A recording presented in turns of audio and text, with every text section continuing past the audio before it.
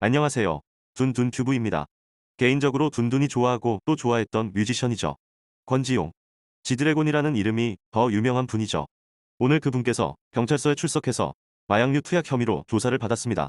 어떤 사건인지 알아보도록 하겠습니다. 11월 6일 한겨레 기사입니다. 마약류 투약 혐의로 경찰 수사를 받고 있는 그룹 빅뱅 출신의 가수 지드래곤이 경찰에 출석하며 자신에게 적용된 혐의를 재차 부인했다. 마약류 관리에 관한 법률상 마약 혐의를 받는 권 씨는 6일 오후 인천 논의원 경찰서에 있는 인천경찰청 마약범죄수사계에 자진 출석하며 범죄에 대해 사실이 없다. 그것을 밝히기 위해 이 자리에 온 것이니 지금 긴 말을 하는 것보다는 빨리 조사를 받겠다고 말했다. 현재 권지용 씨는 마약류 투약 혐의에 대해 극구 부인하고 있는 상황입니다. 최초 마약 투약 의혹 기사가 나왔을 때부터 본인은 마약 투약 사실이 없으며 수사기관에 적극적으로 협조하겠다고 했습니다. 기사 이어서 보시죠.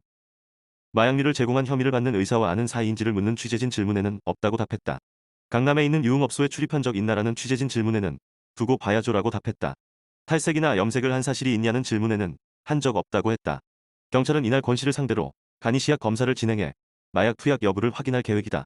또 소변과 모발을 채취해 국립과학수사연구원에 정밀 감정을 의뢰할 계획이다. 또 경찰은 휴대전화도 이미 제출받아 관련 마약 투약 혐의를 입증할 증거를 확보할 예정이다. 강남 유흥업소 출입 사실 여부를 묻는 질문에 두고 봐야죠. 라고 답하는 권지용 씨. 역시 클래스가 남다릅니다. 또 탈색이나 염색을 한 적 없다는 대답은 평소 권지용 씨 헤어스타일을 보면 이해하기 힘든 대답입니다. 콘텐츠 제작 중 추가로 들어온 소식입니다. 동일하게 11월 6일자 한겨레 기사입니다. 마약류 관리에 관한 법률상 마약 혐의를 받는 권 씨는 6일 경찰 조사를 마치고 나온 뒤에 간이시약 검사 결과를 묻는 취재진 질문에 음성이 나왔다.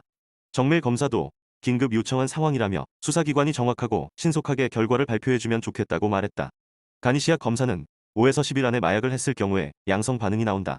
경찰은 이날 권 씨에게서 제출받은 모발에 대해 국립과학수사연구원에 정밀 감정을 의뢰할 계획이다.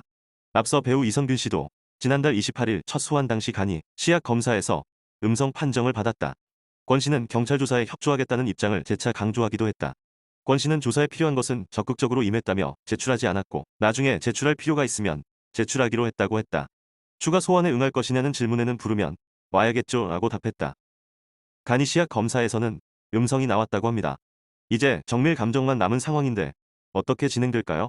권지용 씨가 마약 혐의를 받은 적은 이번이 처음은 아닙니다. 2011년 대마초 흡연 혐의로 조사를 받고 기소유예 처분을 받은 전력이 있습니다.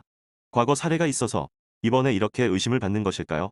그것보다 최근 권지용 씨를 찍은 팬들의 동영상을 보면 이상하다고 생각되는 부분들이 있습니다. 여러분들도 한번 봐주시죠. 평범한 사람이 보면 이상하다고 느낄 것 같습니다. 언뜻 보면 먼저 조사받았던 유땡땡 씨가 생각나기도 합니다.